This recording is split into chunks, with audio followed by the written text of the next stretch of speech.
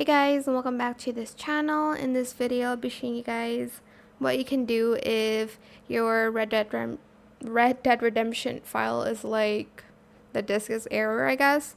So click on their game, right click, go to properties, and go to installed files, and then select verify integrity of the game. It's just going to remove like weird files and like replace them so it like plays correctly. Or you can go to Steam, go to settings, go to downloads, and you can just clear cache. Confirm. You do have to relog to your Steam again, but just select clear download cache. And that is it for this video. I hope it was helpful for you guys. Don't forget to like, comment, share, and also subscribe to this channel if you haven't done that already.